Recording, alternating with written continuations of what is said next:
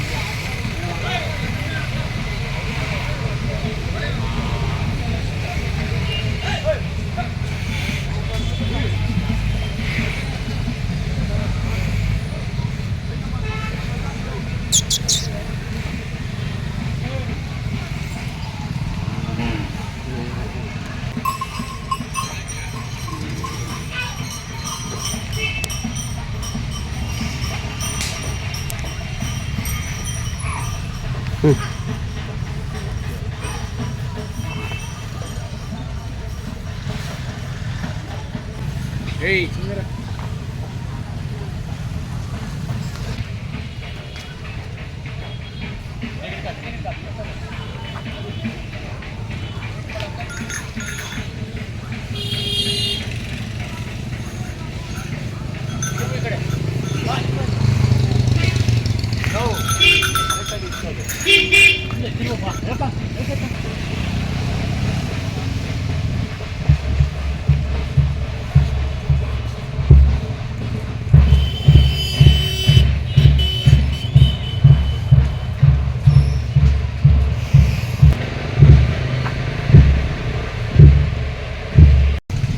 ಹಾಂ ನಮಸ್ತೆ.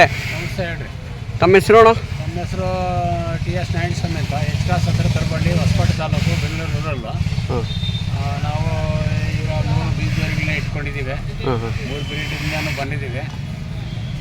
ಇನ್ನು ನಮ್ಮ ಮಗನೂ ಅದೇ ಇದು ಆ್ಯಪ್ಟಲ್ಲಿ ಇದ್ದಾರೆ. ಅವರು ಮಾಡ್ಕೊಂಡು ಹೋಗಲಿ, ಇನ್ನು ಅವರ ಮಕ್ಕಳನ್ನು ಮಾಡ್ಕೊಂಡು ಹೋಗಲಿ ಅಂತ ಹೇಳೋಕೆ ಇಚ್ಛೆ ಪಡ್ತಾಯಿದ್ದೀನಿ. ನಿಮ್ಮಂಥವ್ರನ್ನ ನೋಡಿದ್ರೆ ತುಂಬ ಖುಷಿ ಆಗುತ್ತಣ್ಣ. ಯಾಕಂದರೆ ಒಂದು ತುಂಬ ದಿನ ನಂತರ ಬೀಜದವ್ರು ಯಾರು ಕೂಟ ಮಾಡಿ ಗಾಡಿ ಹೊಡೆಯೋಲ್ಲ. ನಾನು ನೋಡ್ದಂಗೆ ನೀವು ಬೀಜದವ್ರಿಗೆ ಕೂಟ ಮಾಡಿ ಗಾಡಿ ಹೊಡ್ಕೊಂಡು ರೋಡಲ್ಲಿ ಬರ್ಬೇಕಾರೆ ನೋಡಿದ್ರೆ ನಮಗೆ ಖುಷಿ ಆಯಿತು. ಏನೋ ಒಂದು ಕೋಟಿ ಬೆಲೆ ಅಷ್ಟು ಗೌರವ ಇರ್ತದೆ. ಹೌದೌದು. ಗಾಡಿ ಓಡೋದಾಗಲಿ, ಒಂದು ಅಲ್ಪ ಸ್ವಲ್ಪ ಪಂಟೆ ಹೊಡ್ಕೊಳೋದಾಗಲಿ, ಬಿತ್ತನೆ ಮಾಡ್ಕೊಳೋದಾಗಲಿ ಮಾಡ್ಕೊತಾ ಇದ್ದೀವಿ. ಆದರೂ ತುಂಬ ಮೇಂಟೈನ್ ಮಾಡ್ತೀರಾ, ಅದಕ್ಕೆ ಕೊಡಬೇಕು. ಮಾಡ್ಕೊಂಡು ಏನೋ ಹೋಯ್ತಾ ಇದ್ದೀವಿ. 4 ಆಳು ನಿಮ್ಮಂತ ನೋಡಿದ್ರೆ ಪರವಾಗಿಲ್ಲ ಅನ್ನೋ ಮಟ್ಟಕ್ಕೆ ಮಾಡ್ಕೊಂಡು ಹೋಯ್ತಾ ಇದ್ದೀವಿ. ಏನೋ ಅದನ್ನು ಬಿಡಬಾರ್ದು ಅಂತ ಹೇಳಿ ನಮ್ಮ ತಂದೆ ತಾತನವರು ಒಂದೊಂದು ಕಟ್ಕೊಂಡರು. ನಾನು ಸ್ಕೂಲ್ ಬಿಟ್ಟಾದ್ಮೇಲೆ 80ರಿಂದ ಈಗ ಜೋಡಿನೇ ಕಟ್ಕೊಂಡು ಈ ವ್ಯವಸಾಯನ ಅಲ್ಪ ಸ್ವಲ್ಪ ಮಾಡ್ಕೊಂಡು ಹೋಯ್ತಾ ಇದ್ದೀನಿ.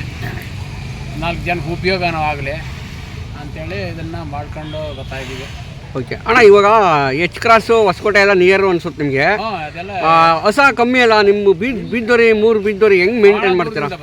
ಭಾಳ ದೂರದಿಂದ. ಕಡಪ ಈ ಕಡೆ ಪುಟ್ಟಪರ್ತಿ, ದಾವಣಗೆರೆ, ಇದು ಹಾಸನ, ಮುಳಬಾಗಿಲು, ಈ ಆನೇಕಲ್ ಸುತ್ತ ನಾವು ಬೆಂಗಳೂರು ಗ್ರಾಮಾಂತರ ಹಿಂಗೆಲ್ಲ ಆಗಿ ಬರೋದ್ರಿಂದ ಕಂಟಿನ್ಯೂ ಬರ್ತಾ ಇರ್ತವೆ. ಅಕಸ್ಮಾತ್ ಒಂದಿನ 2 ದಿನ ನಿಂತು ಹೋಯ್ತವೆ. ಒಂದಿನ 4-5 ಬರ್ತವೆ, ಒಂದಿನ 3 ಬರ್ತವೆ, ಒಂದಿನ ಇಲ್ದ ಆಯ್ತವೆ, ಒಂದಿನ 7-8 ಬಂದ್ಬಿಡ್ತವೆ. ಅದು ಹೇಳಕ್ ಸಾಧ್ಯ ಆಗಲ್ಲ. ಹಂಗಾಗಿ ಕಸ ಬರ್ತಾ ಇರ್ತವೆ. ಅದರಿಂದ ಏನೋ ಮೇಂಟೈನ್ ಮಾಡ್ಕೊಂಡು ಹೋಯ್ತಾ ಇದೀವಿ. ಏನೋ ಒಂದು ನಾಟಿ ಹಸನು ಒಂದೆರಡು ಕಟ್ಕೊಂಡು ಅದ ತಳಿನೂ ಉಳಿಸ್ಕೊಂಡು ಹೋದ್ರೆ ಹಳ್ಳಿ ಕಾರನ್ನು ಬೆಳೆದು ಮುಂದೆ ಪ್ರಸಿದ್ಧಿ ಆಗಲಿ ಅಂತೇಳಿ ನಾವು ಅದನ್ನ ಇಟ್ಕೊಂಡು ಸಾಧನೆ ಮಾಡ್ಕೊಂಡೆ ಬರ್ತಾ ಇದೀವಿ. ಹಳ್ಳಿ ಕಾರ ಒಂದು ಹೊಸ ಮನೆ ಹತ್ರ ಇದ್ರೆ ಒಂದು ಹಾಲಿಗೂ ಅಷ್ಟೇ, ಒಂದು ಅಷ್ಟೇ, ಹಿಂಗಾಗಿ ಎಲ್ಲದಕ್ಕೂ ಪ್ರಯೋಜನ ಆಯ್ತಾ ಇದೆ. ಸರ್ಜನ್ ಡಾಕ್ಟರ್ ಇದ್ದಂಗೆ ಡಾಕ್ಟರ್ಗಿಂತ ಹೆಚ್ಚು ಅಂತ ಹೇಳಿ ತಿಳ್ಕೊಬೋದು. ಡಾಕ್ಟರ್ಗಿಂತ ಹೆಚ್ಚು ಅಂತ ತಿಳ್ಕೊಬೋದ್ರೆ ಅದ್ರ ಹಾಲು ಮಕ್ಕಳು ಕುಡಿಸೋದ್ರಿಂದ ನಮಗೂ ಅಷ್ಟೇ ಒಂದು 25 ಗ್ರಾಮ್ ಮಜ್ಜಿಗೆ ಸಿಕ್ಕಿದ್ರು ಎಷ್ಟೋ ಅನುಕೂಲ ಇರ್ತದೆ. ಹೌದು. ಆದ್ರಿಂದ ಅವ್ರಿಗೂ ಹೇಳ್ತಾ ಇದ್ದೀವಿ ಕೆಲವರಿಗೆಲ್ಲನೂ ಈ ಥರ ಇಟ್ಕೊಡ್ರಿ. ಕೆಲವು ಕಾಯಿಲೆಗಳಿಗೆಲ್ಲ ಭಾಳ ಮಹತ್ವ ಕೆಲಸ ಮಾಡ್ತಾ ಇದ್ದೀವಿ. ಇವತ್ತು ದಿನಕ್ಕೆ ಹೇಳ್ಬೇಕಂದ್ರೆ ನಾಟಿ ಹಸಿನ ಹಾಲು ಭಾಳ ಗುಣ ಇದೆ ಅದರಲ್ಲಿ. ಅದರಿಂದ ನಶಿಸಿ ಮಾಡ್ಕೊಂಡು ಹೋಯ್ತಾವ್ರೆ. ಹಾಗಾಗಿ ಏನಾದರೂ ನಾವು ಬಿಡದೆ ಮಾಡ್ಕೊಂಡು ಬರ್ತಾಯಿದ್ದೀವಿ. ನಮ್ಮ ಮಕ್ಳಿಗೂ ಅದೇ ಹುಚ್ಚಿದೆ, ಅವರು ಮಾಡ್ಕೊಂಡು ಅವರು ಬೆಳೆಸ್ಕೊಂಡು ಹೋಗ್ಲಿ ಅಂತ ಹೇಳಕ್ಕೆ ಇಚ್ಛೆ ಪಡ್ತಾ ಇದ್ದೀವಿ. ಅಣ್ಣ ಇವಾಗ ನಿಮ್ಮ ಇದರಲ್ಲಿ ಗೊಬ್ಬರ ಸಗಣಿಯನ್ನು ಹಾಕಿ ಆಹಾರ ಬೆಳೀತಿದ್ರು, ಈಗ ಎಲ್ಲ ಕೆಮಿಕಲ್ ಆಗಿದೆ, ಅದಕ್ಕೇನು ಹೇಳ್ತೀರಣ್ಣ ನೀವು? ಇಲ್ಲ, ಅದೆಲ್ಲ ಸುಮ್ಮನೆ ತತ್ಕಾಲಿಕ ಅಷ್ಟೇ. ಈಗ ನಾವು ನೋಡ್ರಿ ಅದನ್ನೇ ಮಾಡ್ತಾ ಇದ್ದೀವಿ. ರಾಗಿಗಾಗ್ಬೋದು, ರೇಷ್ಮೆಗಾಗ್ಬೋದು, ಚಿಲ್ಲರೆ ಬೆಳೆಗಾಗ್ಬೋದು, ಅದನ್ನೇ ಮಾಡ್ಕೊಂಡು ಬರ್ತಾ ಇದ್ದೀವಿ. ಭೂಮಿ ಫಲವತ್ತತೆ ಬೇರೆ ಇರ್ತದೆ. ಹಂಗ ಅದನ್ನು ಮಾಡೋದ್ರಿಂದ ಇವತ್ತು ಜನಕ್ಕೆ ತಾಕತ್ತು ಇರ್ತದೆ. ತಾಕತ್ತಿಲ್ಲದೆ ಇವಾಗ ಗೌರ್ಮೆಂಟ್ ಗೊಬ್ಬರ ಬಂದು ಏನೋ ಪ್ರಯೋಜನ ಇಲ್ಲ, ಏನೋ ಒಗ್ಗರಣೆಗೆ ಹಾಕೊಂಬೇಕಷ್ಟೇ. ಹೌದೌದು. ಇವತ್ತು ಭೂಮಿ ಫಲವತ್ತಾಗಿ ನಾವು ಗಟ್ಟಿಮುಟ್ಟಿಯಾಗಿ ಇರ್ಬೇಕಂದ್ರೆ ನಾಟಿ ದನ ಗೊಬ್ಬರ ಬಳಸಿದ್ರೇ ಅದ್ರ ಪ್ರಯೋಜನ. ಅದ್ರ ಪ್ರಯೋಜನ ಇಲ್ಲ. ಹೌದು, ಅದೇನೋ ನೂರು ಸತ್ಯ. ಅಣ್ಣ ಇವಾಗ ನಿಮ್ಮ ಹತ್ರ ಇರೋ ಬೆಡ್ ಲೈನ್ ಯಾವ್ದಣ್ಣ? ಮೂರು ಬೆಡ್ ಲೈನ್ ಎಲ್ಲ ಬಸ್ತಿದೆ. ಏನು ಕಣ ಎಲ್ಲೇ ಊರು ಬಸ್ತಿ ಬಲರಾಮ ಅಂತ ಬಲರಾಮ ಅಂದ್ರೆ ಅಷ್ಟೊಂದು ರಿಸಲ್ಟ್ ಬಂತು. ಇಲ್ಲೇ ಅಂತಲ್ಲ ಕರ್ನಾಟಕ ಹೆಸರು ಮಾಡ್ತು. ಆದ್ರಿಂದ ಇವಾಗ ನಮ್ಮ ಹತ್ರ ನೋಡ್ರಿ, ಅದು ದೊಡ್ಡವರಿ, ಅದು ಅದ್ರ ತಮ್ಮ, ಅದು ಈಗ ದೊಡ್ಡವರಿ ಮಗ ಇದು. ಹಿಂಗಾಗಿ ಬೆಡ್ ಲೈನ್ ಉಳ್ಕೊಂಡು ಹೋಗ್ತದೆ. ಬೇಕಾದಷ್ಟು ನಮ್ಮಲ್ಲಿನೂ ಕಡಸ ಬಿದ್ದಾವೆ, ಓರಿನೂ ಬಿದ್ದಾವೆ. ಹಿಂಗಾಗಿ ಬೆಳೆದು ಹೋಯ್ತಾ ಇದೆ. ಈಗ ಒಂದು ಹಳ್ಳಿಗೆ ಒಂದು 4, 5, 7, 8 ಹಿಂಗೆ ಕಟ್ಕೋತಾವ್ರೆ, ನಿಂತು ಬಿಟ್ಟಿದ್ವು. ಈಗ ತಿರುಗಿ ಚಾಲೂ ಮಾಡ್ಯಾವ್ರಿ. ಯುವಕರೆಲ್ಲ ಅದನ್ನ ಚಾಲೂ ಮಾಡ್ಕೊಂಡು ಹಳ್ಳಿ ಕಾರ್ಯ ಬೆಳೆಸ್ತಾನೆ ಹೋಗ್ತಾವ್ರೆ. ಹಂಗಾಗಿ ನಾನು ಅವ್ರು ಮಾಡೋದ್ರಿಂದ ನಮಗೂ ಒಂದು ಖುಷಿ ಆಯ್ತದೆ. ಅಣ್ಣ ಇವಾಗ ನಿಮ್ಮ ಪ್ರಕಾರ ಯುವಕರು ಬೀಜದ ಕರ ಕಟ್ಟಿರೋ ಒಳ್ಳೆಯದ, ಹೊಸ ಕರ ಕಟ್ಟಿರೋ ಒಳ್ಳೆಯದ? ಹೊಸ ಕರ ಕಟ್ಕೊಂಡು ಅದನ್ನ ಸಾಧನೆ ಮಾಡ್ಕೊಂಡು ಇದ್ರ ಸಾಧನೆ ಮಾಡೋ ರೂಟ್ ಇದ್ರೆ ಗೋರಿನೂ ಕಟ್ಕೊಬೋದು, ಏನು ತಪ್ಪಿಲ್ಲ. ಒಂದೇ ಎರಡು ಹೊಸ ಕಟ್ಕೊಂಡು ತಳಿ ಅವ್ರಿಗೂ ಉಳಿತದೆ. ಹೌದು ಅಣ್ಣ. ನಮ್ಮಂತವ್ರು ಏನು ಇದು ಸಾಕಿದೀವಿ ಅನ್ನೋ ಮಟ್ಟಕ್ಕೆ ಅವರು ಹೊಸ ಇಟ್ಕೊಂಡ್ಮೇಲೆ ಅವ್ರಿಗೊಂದು ತಳಿ ಉಳಿತದೆ. ಹೌದು, ಪಕ್ಕ ಅಣ್ಣ. ಅರ್ಧ ಲೀಟ್ರ್ ಹಾಲು ಕರ್ಕೊಂಡು ಕುಡ್ಕೊಂಡ್ರೆ ಅವ್ರ ದೇಹಕ್ಕೂ ಒಳ್ಳೇದು, ಇದು ಬೆಳವಣಿಗೆಗೂ ಒಳ್ಳೇದು. ಹಿಂಗಾಗಿ ಅವರು ಭೂಮಿಗೂ ಒಳ್ಳೇದು. ಇಷ್ಟು ಫಲವತ್ತಾಗಿರ್ತದೆ. ಒಂದು ಡಾಕ್ಟರ್ ಮನೆ ಹತ್ರ ಇದ್ದಂಗೆ ಅಂತ ಹೇಳೋದಕ್ಕೆ ಇಚ್ಛೆ ಪಡ್ತಾ ಇದ್ದೀನಿ. ಅಣ್ಣ ಇವಾಗ ನಿಮ್ಮ ಕಾಲದಲ್ಲಿ ಸಗಣಿನ ತಗೊಂಡೋಗಿ ಮನೆಯಲ್ಲಿ ಸಾರಿಸೋರು ಧಾರಾಳವಾಗಿ. ಈಗ ಎಲ್ಲ ಕಮ್ಮಿ ಆಗಿದೆ. ಇವತ್ತು ನೋಡ್ರಿ ಬೇಕಾದಷ್ಟು ಏನೋ ಗ್ರಾನೈಟ್ ಇನ್ನೊಂದು ಮತ್ತೊಂದು ಬಂದವಲ್ಲ.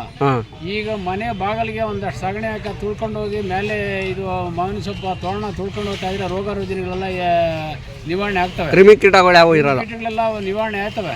ಹಿಂದಿನ ಹಿರಿಯರು ನಮ್ಗೆ ಹೇಳ್ತಾ ಇದ್ರು. ಈಗ ಆದ್ರೂ ಮಾಡೋದ್ರಿಂದ ಪ್ರಯೋಜನ ಐತೆ.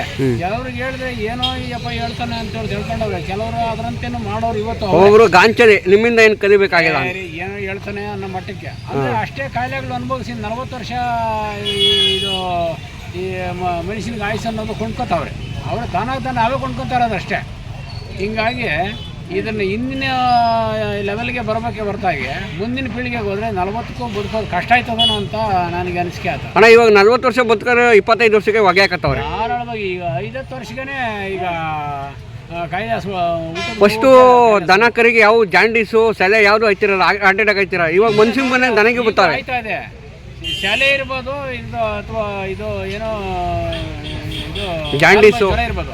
ನಾನು ಉಸಿರ ನಮ್ಮ ಮನೆ ಹತ್ರ ಬರಕ್ಕೆ ನಾನು ಭಗವಂತನ ಎಷ್ಟು ದಿನ ಕೊಟ್ಟವನ ಅದು ಯಾರಿಗೇನು ತಿಳುವಳಿಕಿಲ್ಲ. ನಾನು ಉಸಿರಿರೋ ತನಕ ನಮ್ಮ ಮನೆ ಹತ್ರ ಬರಕ್ಕೆ. ಓಕೆ ಅಣ್ಣ, ಇವಾಗ ನೀವು ಘಾಟಿಗೂ ಬಂದಿದ್ರಿ? ಘಾಟಿಗೂ ಬಂದಿದ್ವಿ, ಇದು ಕೃಷಿ ಮೇಳಕ್ಕೂ ಬಂದಿದ್ವಿ. ನಂದಿನೂ ಮಾಡ್ತೀವಿ, ಸಪ್ಲಮ್ಮನ್ನು ಮಾಡ್ತೀವಿ. ಹೀಗಾಗಿ ನಮ್ಮ ಜಾತ್ರೆನೂ ಮಾಡ್ತಾ ಇರ್ತೀವಿ. ತುಂಬ ಖುಷಿ ಆಯಿತು ಅಣ್ಣ ನಿಮ್ಮಂಥರನ್ನ ನೋಡಿದ್ರೆ. 3 ಬೀಜದವ್ರಿ ಇವಾಗ ಒಂದು ದಿನಕ್ಕೆ ಸುಮಾರು ಒಂದು 3,000 ಬರುತ್ತೆ. ಖರ್ಚು ನಾವು ಲೆಕ್ಕ ಮಾಡಲ್ಲ, ಖರ್ಚೆಲ್ಲ ಲೆಕ್ಕ ಹಾಕೊಂಡು ಬರ್ತದೆ. ಇಲ್ಲಿದ್ದಿನ ಖರ್ಚು ಆಯ್ತದೆ. ಹಂಗಾಗಿ ಮೇಂಟೈನ್ ಮಾಡ್ಕೊಂಡು ಹೋಗ್ತಾ ಇದೀವಿ. ಏನೇ ಈ ದನ ಕರುವಿನ ಬಗ್ಗೆ ಕೆಲವು ಟ್ರೀಟ್ಮೆಂಟ್ ಡಾಕ್ಟರ್ ನೋಡಿ ಕಡೆ ಆಗಿರೋಂಥವನು ನಾವು ಅದನ್ನ ಇದು ಮಾಡ್ಕೊಂಡು ಹೋಗ್ತಾ ಇದೀವಿ. ಡಾಕ್ಟರ್ ನೋಡಿಸ್ಕೊಂಡ್ಲಿ ಏನೇ ಕಾಯಿಲೆ ಇರ್ಬೋದು. ನಮ್ಮ ಹತ್ರ ಬಂದರೆ ಅದನ್ನು ಗುಣಪಡಿಸೋದು ಏನೋ ಭಗವಂತನ ನನ್ನಲ್ಲಿ ಕೊಟ್ಟವನೇ, ಅದನ್ನು ಮಾಡ್ಕೊಂಡು ಹೋಗ್ತಾ ಇದೀವಿ. ಜನನೂ ಹಂಗೆ ಬಂದು ಏನೋ ಒಂದು ಔಷಧಿ ಇನ್ನೊಂದು ಮತ್ತೊಂದು ಬೇಕು ಅಂತೇಳಿ ತಗೊಂಡು ಹೋಗ್ತಾ ಇರ್ತಾರೆ. ಕೊಡ್ತಾ ಇದ್ದೀವಿ. ದನನೂ ಒಂದು ಉಳ್ಕೋತಾ ಇರ್ತದೆ. ಹಂಗಾಗಿ ಅದನ್ನು ಇದು ನಮ್ಮ ಪೀಳಿಗೆ ಇದನ್ನ ಕಲಿತು ಇದು ಮಾಡ್ಕೊಂಡು ಬಂದ್ವಿ. ಏನು ಮಾಡ್ಕೊಂಡು ಹೋಗ್ತಾ ಇದ್ದೀವಿ. ಸರಿ ಆಯ್ತಣ್ಣ, ಇಷ್ಟು ಮಾಹಿತಿ ಕೊಟ್ಟಿದ್ದಕ್ಕೆ ತುಂಬ ಧನ್ಯವಾದಗಳು ಅಣ್ಣ. ನಮಗೆ ಧನ್ಯವಾದಗಳು ಹೇಳೋದಲ್ಲ, ನಾವು ನಿಮ್ಗೆ ಹೇಳ್ಬೇಕು. ಯಾಕಂದ್ರೆ ಸಾಕಿದ್ದಕ್ಕೆ ಒಂದೇಲ್ಲ, ನೀವು ದೇಶಕ್ಕೆ ವಿಚಾರ ತಿಳಿಸ್ತಾ ಇದ್ದೀರಲ್ಲ. ಹೌದು, ಥ್ಯಾಂಕ್ಸ್ ಅಣ್ಣ. ನಿಮ್ಗೊಂದು ಕೋಟಿ ಧನ್ಯವಾದಗಳು ಹೇಳೋದು ನಮ್ಗೆ ತಪ್ಪಾಗಿ ಕಾಣ್ತಾ ಇದೆ. ಇರ್ರಿ ಅಣ್ಣ, ಇರ್ರಿ. ಓಕೆ ಆಯ್ತಣ್ಣ.